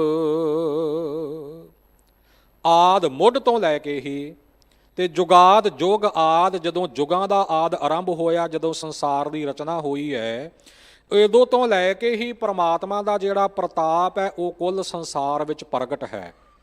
ਅਕਾਲ ਪੁਰਖ ਵਾਹਿਗੁਰੂ ਨਾਮ ਰੂਪ ਹੈ, ਪ੍ਰਸਿੱਧ ਰੂਪ ਹੈ, ਸਾਰੇ ਜਾਣਿਆ ਜਾਂਦਾ ਹੈ। ਉਹ ਸਰਬ ਸ਼ਕਤੀਮਾਨ ਹੈ, ਸਰਬ ਕਲਾ ਸਮਰੱਥ ਹੈ। ਉਹਦਾ ਪ੍ਰਤਾਪ ਜਿਹੜਾ ਹੈ ਸਾਰੀਆਂ ਥਾਵਾਂ 'ਤੇ ਪ੍ਰਗਟ ਹੈ, ਮੁੱਢ ਕਦੀਮ ਤੋਂ ਲੈ ਕੇ। ਤੇ ਜਿੱਥੇ ਉਸ ਪ੍ਰਮਾਤਮਾ ਦਾ ਪ੍ਰਤਾਪ ਸਾਰੇ ਪ੍ਰਗਟ ਹੀ ਹੈ ਨਾ, ਉੱਥੇ ਭਾਈ ਜਿਨ੍ਹਾਂ ਉੱਪਰ ਵਾਹਿਗੁਰੂ ਆਪਣੀ ਕਿਰਪਾ ਕਰ ਦੇਵੇ, ਜਿਨ੍ਹਾਂ ਦੀ ਆਪ ਰੱਖਿਆ ਕਰੇ, ਉਹਨਾਂ ਆਪਣੇ ਪਿਆਰਿਆਂ ਦਾ ਪ੍ਰਤਾਪ ਵੀ ਸਾਰੇ ਜਗਤ ਵਿੱਚ ਉਹ ਪ੍ਰਗਟ ਕਰ ਦਿੰਦਾ ਹੈ। ਹਜ਼ੂਰ ਕੇ ਪਾਵਨ ਬਚਨ ਨੇ ਕਿ ਆਪਣੇ ਦਾਸ ਕਉ ਕੰਠ ਲਗਾਵੇ। ਸੋ ਇਸੇ ਹੀ ਸ਼ਬਦ ਦੇ ਵਿੱਚ ਮਹਾਰਾਜ ਅਖੀਰਲੀ ਪੰਕਤੀ ਕਹਿਣਗੇ, ਆਪਣੇ ਦਾਸ ਰਾਖੈ ਕੰਠ ਲਾਏ। ਆਪਣੇ ਪਿਆਰਿਆਂ ਨੂੰ ਤਾਂ ਆਪਣੇ ਗਲੇ ਲਗਾ ਕੇ ਭਾਵ ਆਪਣੇ ਨਾਲ ਮੇਲ ਕੇ ਰੱਖਦਾ ਹੈ ਉਹ ਅਕਾਲ ਪੁਰਖ ਵਾਹਿਗੁਰੂ। ਇਉਂ ਉਹਨਾਂ ਦੀ ਦੁਨੀਆ ਵਿੱਚ ਸੋਭਾ ਹੁੰਦੀ ਹੈ, ਮਾਣ ਵਡਿਆਈ ਹੁੰਦੀ ਹੈ। ਪ੍ਰਮਾਤਮਾ ਦੇ ਪਿਆਰਿਆਂ ਦਾ ਜਗਤ ਦੇ ਵਿੱਚ ਪ੍ਰਤਾਪ ਜਿਹੜਾ ਉਹ ਪ੍ਰਗਟ ਹੋ ਜਾਂਦਾ ਹੈ। ਨਿੰਦਕ ਮੂਆ ਉਪਜ ਵੱਡ ਤਾਪ। ਪਰ ਜਿਹੜਾ ਗੁਰੂ ਪਿਆਰਿਆਂ ਦਾ ਨਿੰਦਕ ਹੋਵੇ ਨਾ, ਨਿੰਦਕ ਮੂਆ ਉਪਜ ਵੱਡ ਤਾਪ, ਵੱਡਾ ਤਾਪ ਪੈਦਾ ਹੋ ਕੇ, ਵੱਡਾ ਕਸ਼ਟ ਪੈਦਾ ਹੋ ਕੇ ਜਿਹੜਾ ਨਿੰਦਕ ਸੀ ਉਹ ਮਰਿਆ ਹੈ, ਸਰੀਰਕ ਰੂਪ ਵਿੱਚ ਵੀ ਤੇ ਆਤਮਿਕ ਮੌਤੇ ਤਾਂ ਨਿੰਦਕ ਪਹਿਲਾਂ ਹੀ ਮਰਿਆ ਹੋਇਆ, ਤਾਂ ਹੀ ਤਾਂ ਉਹ ਨਿੰਦਾ ਕਰਦਾ ਹੈ। ਜਦੋਂ ਉਸ ਦੇ ਸਰੀਰ ਵਿੱਚ, ਉਸ ਦੀ ਮਤ ਬੁੱਧ ਦੇ ਵਿੱਚ ਸੋ ਇਹ ਸ਼ੁਭ ਗੁਣਾ ਰੂਪੀ ਜੀਵਨ ਨਹੀਂ, ਜ਼ਿੰਦਗੀ ਨਹੀਂ, ਤਾਂ ਮਰਿਆ ਹੋਇਆ ਹੀ ਹੈ ਨਾ। ਤੇ ਅੰਦਰੇ ਅੰਦਰ ਤਪਦਾ ਰਹਿੰਦਾ, ਖਿੱਚਦਾ ਰਹਿੰਦਾ, ਕਿਸੇ ਦਾ ਭਾਵੇਂ ਕੋਈ ਵਿਗਾੜ ਸਕੇ ਨਾ ਵਿਗਾੜ ਸਕੇ, ਪਰ ਆਪਣੇ ਅੰਦਰ ਤਾਂ ਆਪਣੀ ਈਰਖਾ ਦੀ ਅਗਨੀ ਨਾਲ ਉਹ ਖਿੱਚਦਾ ਹੀ ਹੈ ਨਾ। ਭਾਈ ਜਿਹੜੇ ਨਿੰਦਕ ਨੇ ਉਹਨਾਂ ਦਾ ਨਾਸ ਹੁੰਦਾ ਹੈ, ਆਪਣੇ ਪਿਆਰਿਆਂ ਦਾ ਪ੍ਰਤਾਪ ਵਾਹਿਗੁਰੂ ਕੁੱਲ ਸੰਸਾਰ ਦੇ ਵਿੱਚ ਪ੍ਰਗਟ ਕਰ ਦਿੰਦਾ ਹੈ। ਤਿਨ ਮਾਰਿਆ ਜੇ ਰੱਖੈ ਨਾ ਕੋਇ। ਨਿੰਦਕ ਨੂੰ ਉਸ ਅਕਾਲ ਪੁਰਖ ਵਾਹਿਗੁਰੂ ਨੇ ਮਾਰਿਆ ਜਿਸ ਦੇ ਮਾਰੇ ਹੋਏ ਨੂੰ ਕੋਈ ਰੱਖ ਨਹੀਂ ਸਕਦਾ, ਕੋਈ ਬਚਾ ਨਹੀਂ ਸਕਦਾ। ਜਿਸ ਨੂੰ ਪਰਮਾਤਮਾ ਨੇ ਮਾਰਿਆ ਉਹਨੂੰ ਕੌਣ ਰੱਖ ਸਕਦਾ ਹੈ, ਕੌਣ ਬਚਾ ਸਕਦਾ ਹੈ। ਜਿਸ ਤੇ ਧੁਰੋਂ ਮਾਰ ਪੈ ਜਾਵੇ ਨਾ ਸਾਧ ਸੰਗਤ ਜੀ, ਉਸ ਦੀ ਰੱਖਿਆ ਕੋਈ ਨਹੀਂ ਕਰ ਸਕਦਾ, ਉਸ ਨੂੰ ਵਿਪਤਾ ਤੋਂ ਔਗੁਣਾ ਤੋਂ ਕਿਸੇ ਤਰ੍ਹਾਂ ਬਚਾ ਨਹੀਂ ਸਕਦਾ। ਤੇ ਜਿਨ ਕੀ ਚੀਰੀ ਦਰਗਾਹ ਫਾਟੀ ਤਿਨਾ ਮਰਨਾ ਭਾਈ। ਜਿਨ੍ਹਾਂ ਦੀ ਲਿਖਤ ਸਵਾਸਾਂ ਦੀ ਦਰਗਾਹ ਵਿੱਚੋਂ ਫਟ ਗਈ ਉਹਨਾਂ ਮਰਨਾ ਹੀ ਮਰਨਾ ਹੈ, ਉਹਨਾਂ ਨੂੰ ਬਚਾਇਆ ਨਹੀਂ ਜਾ ਸਕਦਾ। ਸਰੀਰਕ ਮੌਤੇ ਵੀ ਤਾਂ ਮਰਨਾ ਹੀ ਹੈ ਨਾ। ਜਿਸ ਕੀ ਪੂਜੈ ਔਧ ਤਿਸੈ ਕੌਣ ਰਾਖਈ। ਜਿਸ ਦੀ ਉਮਰ ਹੀ ਪੁੱਗ ਗਈ ਉਹਨੂੰ ਕੌਣ ਬਚਾ ਸਕਦਾ ਹੈ। ਵੈਦਿਕ ਅਨਕ ਉਪਾਵ ਕਹਾਂ ਲਓ ਭਾਖਈ। ਵੈਦਚਾਰੀ ਦੇ, ਡਾਕਟਰੀ ਦੇ ਅਨੇਕ ਪ੍ਰਕਾਰ ਦੇ ਉਪਾਵ ਯਤਨ ਕੋਈ ਕਿੱਥੋਂ ਤੱਕ ਕਹਿ ਸਕੇਗਾ। ਜਦੋਂ ਸਰੀਰਕ ਮੌਤ ਆਉਣੀ ਹੈ ਉਦੋਂ ਤਾਂ ਮਰਨਾ ਹੀ ਮਰਨਾ ਹੈ। ਪਰ ਜਿਹੜੇ ਨਿੰਦਕ ਨੇ, ਜਿਹੜੇ ਦੁਸ਼ਟ ਨੇ, ਉਹ ਤਾਂ ਜਿਉਂਦੇ ਹੀ ਮਰੇ ਹੋਏ ਨੇ। ਵਾਹਿਗੁਰੂ ਨੇ ਉਹਨਾਂ ਨੂੰ ਦੁੱਖਾਂ ਦੇ ਵਿੱਚ ਮਾਰਿਆ ਹੋਇਆ ਹੈ। ਉਹ ਅੰਦਰੇ ਅੰਦਰ ਖਿੱਚਦੇ ਰਹਿੰਦੇ, ਕ੍ਰਿਜਦੇ ਰਹਿੰਦੇ ਆ। ਇਹੀ ਉਹਨਾਂ ਦੀ ਸਭ ਤੋਂ ਵੱਡੀ ਸਜ਼ਾ ਵੀ ਹੈ। ਇਹ ਅੰਦਰ ਦਾ ਸਾੜਾ ਹੀ ਉਹਨਾਂ ਨੂੰ ਸ਼ਾਂਤੀ ਨਹੀਂ ਲੈਣ ਦਿੰਦਾ, ਟਿਕਾ ਨਹੀਂ ਲੈਣ ਦਿੰਦਾ। ਸੁਖਮਨੀ ਸਾਹਿਬ ਜੀ ਕੀ 13ਵੀਂ ਅਸ਼ਟਪਦੀ ਵਿੱਚ ਆਪਾਂ ਨਿੰਦਕਾਂ ਦਾ ਹਾਲ ਪੜ੍ਹਦੇ ਹਾਂ ਨਾ। ਪਹਿਲਾਂ ਮਹਾਰਾਜ ਨੇ ਬਚਨ ਕੀਤਾ ਕਿ ਸੰਤ ਸਰਣ ਜੋ ਜਨ ਪਰੈ ਸੋ ਜਨ ਉਦਰ ਨਹਾਰ। ਜੋ ਪ੍ਰਭੂ ਦੇ ਪਿਆਰਿਆਂ ਦੀ ਪ੍ਰੇਮ ਨਾਲ ਸੰਗਤ ਕਰਦਾ ਹੈ ਉਹਨਾਂ ਦਾ ਉਧਾਰ ਹੁੰਦਾ ਹੈ, ਪਾਰ ਉਤਾਰਾ ਹੁੰਦਾ ਹੈ। ਪਰ ਸੰਤ ਕੀ ਨਿੰਦਾ ਨਾਨਕਾ ਬਹੁਰ ਬਹੁਰ ਅਵਤਾਰ। ਪ੍ਰਭੂ ਦੇ ਪਿਆਰਿਆਂ ਦੀ ਨਿੰਦਿਆ ਕਰਨ ਵਾਲਾ ਜਿਹੜਾ ਵਾਰ-ਵਾਰ ਜੰਮਦਾ ਮਰਦਾ ਰਹਿੰਦਾ ਹੈ। ਪੂਰੀ ਅਸ਼ਟਪਦੀ ਸਤਿਗੁਰੂ ਸੱਚੇ ਪਾਤਸ਼ਾਹ ਜੀ ਨੇ ਇਸੇ ਹੀ ਖਿਆਲ ਦੇ ਵਿੱਚ ਉਚਾਰਨ ਕੀਤੀ ਹੈ ਕਿ ਸੰਤ ਕਾ ਦੋਖੀ, ਸੰਤ ਕਾ ਨਿੰਦਕ ਕਿਵੇਂ ਉਹ ਸੰਸਾਰ ਦੇ ਵਿੱਚ ਵੀ ਬਦਨਾਮੀ ਖੱਟਦਾ ਹੈ, ਕਿਵੇਂ ਆਪਣਾ ਜੀਵਨ ਦੁੱਖਾਂ ਵਿੱਚ ਬਤੀਤ ਕਰਦਾ ਹੈ, ਤੇ ਕਿਵੇਂ ਵਾਹਿਗੁਰੂ ਦੀ ਦਰਗਾਹ ਦੇ ਵਿੱਚ ਵੀ ਉਹ ਦੁੱਖ ਹੀ ਦੁੱਖ ਭੋਗਦਾ ਹੈ। ਕੋਈ ਉਹਦੀ ਰੱਖਿਆ ਕਰਨ ਵਾਲਾ ਨਹੀਂ। ਸੋ ਤਿੰਨ ਮਾਰਿਆ ਜੇ ਰੱਖੈ ਨਾ ਕੋਏ। ਜਿਸ ਦੇ ਮਾਰੇ ਹੋਏ ਨੂੰ ਕੋਈ ਰੱਖ ਨਹੀਂ ਸਕਦਾ, ਉਸ ਪਰਮਾਤਮਾ ਨੇ ਧੁਰੋਂ ਆਪ ਮਾਰਿਆ ਨਿੰਦਕ ਨੂੰ, ਆਪ ਦੁਸ਼ਟ ਦਾ ਖਾਤਮਾ ਕੀਤਾ ਹੈ। ਆਗੈ ਪਾਛੈ ਮੰਦੀ ਸੋਏ। ਇਹੋ ਜਿਹੇ ਜਿਹੜੇ ਨਿੰਦਕ ਤੇ ਦੁਸ਼ਟ ਲੋਕ ਨੇ ਨਾ ਦੁਨੀਆ ਤੇ, ਧੱਕਾ ਕਰਨ ਵਾਲੇ, ਗਰੀਬਾਂ ਉੱਪਰ ਜ਼ੋਰ ਜ਼ਬਰਦਸਤੀ ਕਰਨ ਵਾਲੇ, ਆਗੈ ਪਾਛੈ ਮੰਦੀ ਸੋਏ।